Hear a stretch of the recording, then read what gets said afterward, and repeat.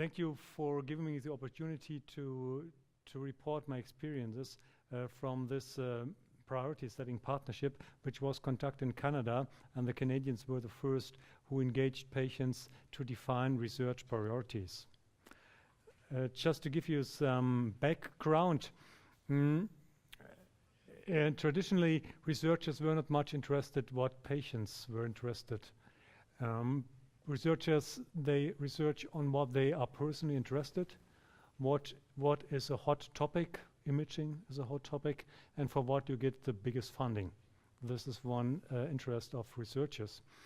And even if the researchers address questions of importance to the patients, they often fail to provide some answers that are useful in practice. Though there's a gap between what is of interest for patients, their caregivers, and the researchers. And to close this gap, the British have founded the James Lind Alliance. James Lind was a British surgeon in the 18th century who was a father of evidence-based medicine. And the James Lind Alliance is supported by the British National Institute of Health Research. And their idea is to bring clinicians, patients, and carers together to discuss research priorities and to recommend to the public funders that future research fundings should take into consideration these research priorities. And if you have a look on the website of the James Lind Alliance, you see there are a lot of diseases where there's been these research priority meetings from cancer, asthma, or even eating disorders. Most of them have been conducted in Great Britain, but also some in Canada or in the Netherlands. So in Canada, there's also have a National Institute of Health. It's called the Canadian Institutes of Health Research. And this Canadian Institute has several sub-institutes. And one of these institutes is the Institute of Musculoskeletal Health and Arthritis. Is a director. And this institute decided to invite the James Lind Alliance, because they have experience with this process, to engage patients and caregivers to define research priorities, to do this for the Canadian Institute of Musculoskeletal Health and Arthritis for fibromyalgia. Although this institute, they defined some research priorities, and one was in this musculoskeletal disease to promote innovative research and as well integration of research into the practice. And chronic pain and fatigue is one major topic in this research area, and research should be promoted which aims to better understand the causes and manifestation of chronic pain and fatigue, and to develop optimal strategies of care and management through improved models of care. So that is to say, this was a joint venture of the James Lind Alliance together with the Canadian Institute of Health, with a special institute on musculoskeletal health. And you see the results of this priority setting ship are available online on the homepage of the GLA. So again, this was the objectives of this Agile Fibromyalgia Priority Setting Partnership, PSP, to engage patients, caregivers, and clinicians in a priority setting exercise that would identify the scope of uncertainties in the management of adult fibromyalgia and to build a prioritized list of those uncertainties for research and to publish these results, that future research funding bodies should consider it in their decisions of funding. So this is a very structured process. I was very impressed how well it was organized by the James Lind Alliance. There was a 12-person steering committee composed by clinical experts, family physician, rheumatologist, psychologist, somebody who was not engaged in fibromyalgia, and a scientific director, and also 5 patients with fibromyalgia was in the steering committee. I was included as an external expert, and there was some staff of the Canadian Musculoskeletal Institute which provided data analysis. So there were 15 telephone conferences, and my first experience is Canada is a big country, and it's not easy to arrange telephone conferences where also the East and West Coast can participate. And for us Europeans, it meant that I participated at 9:30 p.m. to this telephone conferences. It was because I'm an early bird. This was very hard exercise for me. One task of the steering committee was to develop a national survey. This has to be Canada, to be in English and French, and I validated the French translation with our French patients. Remember, I live near the French border.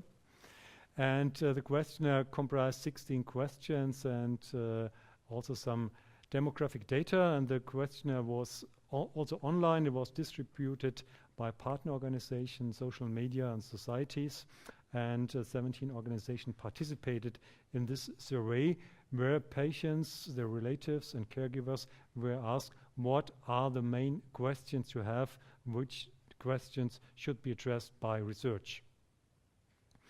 So, and then all these responses were gathered.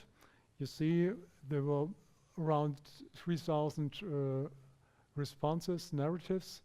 You see, most questions were on pharmacological treatment. Next were on alternative and complementary treatment, lifestyle. Some of them were removed because they were out of the scope of the question, because the question was on understanding mechanism and improving healthcare. And those questions in the scope were grouped into some questions in a series of 43 indicative questions. So next step was to see which of these questions have been still answered by research. Therefore, all up-to-date Cochrane reviews were checked. You see, there were 119 reviews. You can imagine it was a hell lot of work. Were also compared to recent guidelines and expert consents. So in short, these 43 questions were condensed to 25 questions. So some of these questions have been answered by research. So this is a file. There were 550 respondents with around 4,500 questions, and this is a process of prioritization.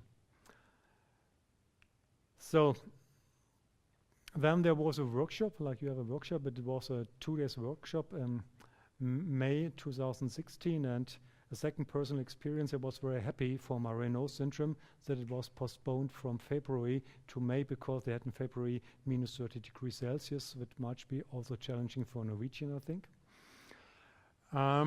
So this was a one-day workshop, and it was facilitated by the JLA consultant. And there were 3 rounds of discussions. So I'll show you. This is Montreal, where the workshop took place. Very beautiful city, and see the weather was really European spring. And this was the hotel where the conference took place. So there were 3 groups, and each group was comprised equally by patients and clinicians, 6 in each group. And there were 3 rounds of discussions just to prioritize again and again. You see, it was a very complicated process. You can read it in detail if you're interested in the publication. So finally, we came to this ranking, And so my personal experiences were, first, the patients who attended the workshop were extremely well educated. They knew a lot, sometimes a lot more than the clinicians about the disease. There was the atmosphere was very friendly and of mutual respect. Sometimes more in English, sometimes in French language. And the results could have been very different because every of these 3 working groups came to a different ranking, though this was a type of a compromise. Though these are the top 5 research priorities defined by this group of patients and clinicians. So the first is on targeted and personalized treatments, and you see we are very happy that we could report on our ideas on what is a targeted or personal treatment and subgrouping in fibromyalgia. Second topic is on lifestyle interventions. That is to say, what can the patient do by themselves to feel better? Might it be nutrition? Might it be pacing, take more breaks, general lifestyle intervention? Third highly ranked topic was managing sleep problems.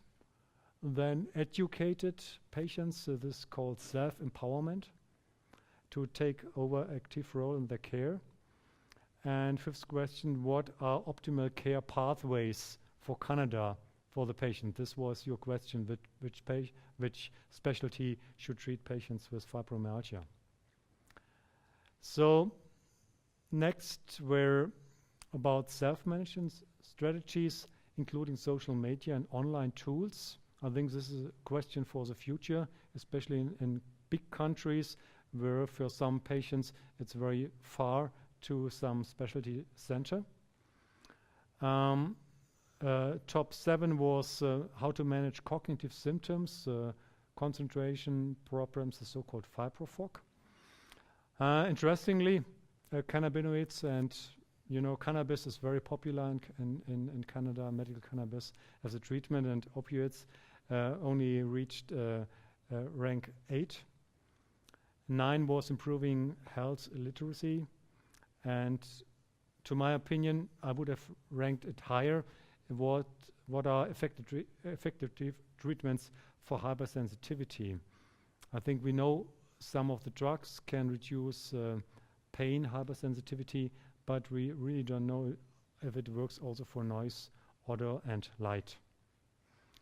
So this is a final photo of the working group. This is a head of the steering committee, Marianne Fitzcharles, who guided the steering group. You see, everybody was loving the atmosphere, was really friendly, and everybody was also glad after this very exhausting process was over. So these priorities were first time published and announced in a Canadian Pain Research Summit, which took place in September 2016. This is here announced, and on this date it was published on the website on the Canadian Institute of Health Research. And so we're talking about 15 million euros of funding. It's quite a lot of money.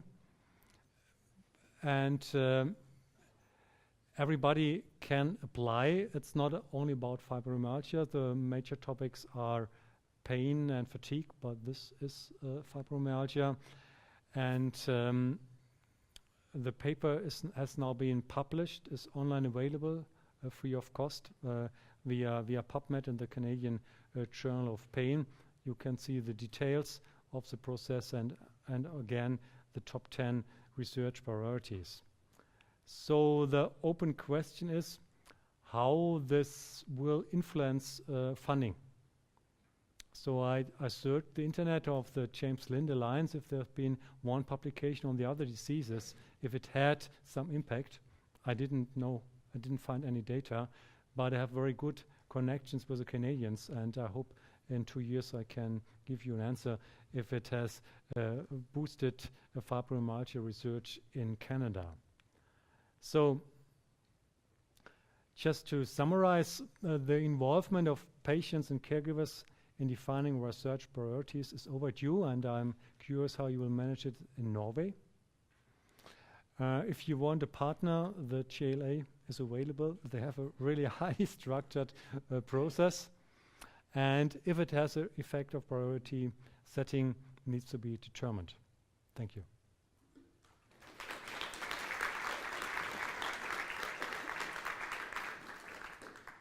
Thank you very much. That was very interesting, and I'm very excited to see about the funding. That's always important for us. Is there any questions?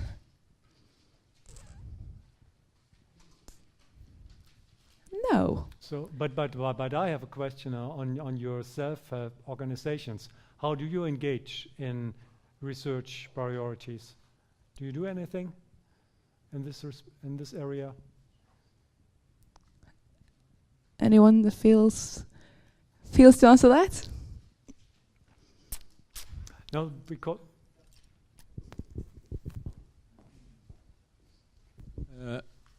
actually, over the last 5 years now, there has been quite a change. In most funders now require patient engagement in research. So that could be to define the topic or question for research, and also involvement in the whole research process. But as far as I know, there has been very few attempts to systematically prioritize the research questions here. I think the European League Against Rheumatism, they also have some teaching materials for patients how to engage in research and also how to engage in clinical studies.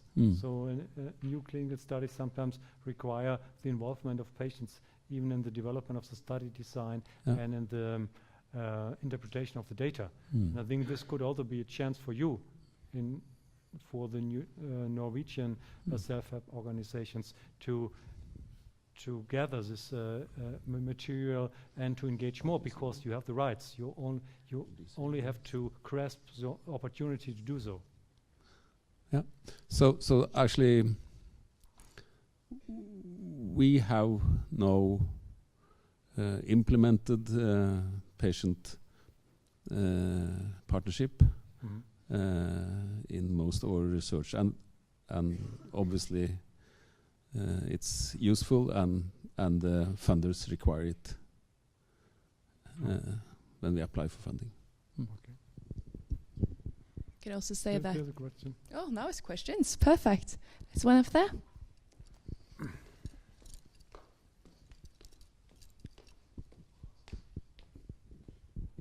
Actually, it's more a comment.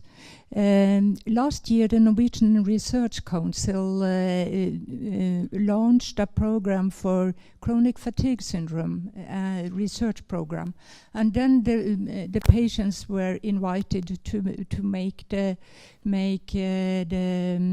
priorities for this research. So I don't think that the association, the Fibromyalgia Association, has done something similar, but it might be, and it has been a very pressure from the patient organization to do that for the and Norwegian Research Council is on our top. Thank you. There's one question down here also. Yes, I just wanted to say that we have to remember the history of this disease, because it has been a woman disease and it has not been that important. We have been like hysterical or psychological problems, and I mean it's not been interesting to investigate in. So I think, and it has to be also now many different researchers from different environments has to come together because it is so complex. You can't just take one piece of it because it's really complex. Yeah. So, if you really want to change something, either as a researcher or clinician or a patient, you have to look and to check what are current mainstream tendencies, and if there's someone you can serve on it. And this is, you mentioned other important one, it's gender medicine. So if you get some funding, this can be for gender, because it's politically correct. And it's good that it's politically correct, but you must again grasp the chance if you want to have some funding, and you can try it via gender medicine. And another one is shared decision making, or the involvement of patients. It's not a question, but I'll just remind you and the audience, it's the Norwegian Research Council that's funding this seminar, and it's a very great interest for fibromyalgi in the Research Council, and also in or from the Norwegian health authorities, which they have funding both fibromyalgi and chronic fatigue syndrome, with lots more than it used to be some years ago.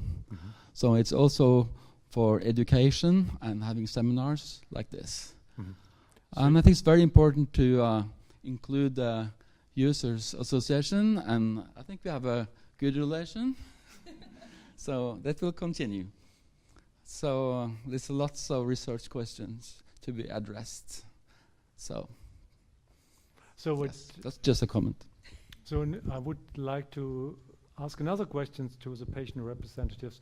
How do you agree with this top 10 priorities defined by the Canadians? Is there another topic you would be more interested in than these 10s you saw?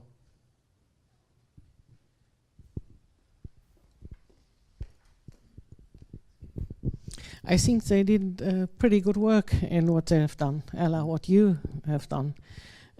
Because one really important thing for us, which have fibromyalgia, is for the first that we are that they believe in us when we say which problems we have, and the second is very many of us go, for example, to a doctor, and the doctor is telling them, it's no problem. You are depressed. You need some lucky pills, and everything will be fine.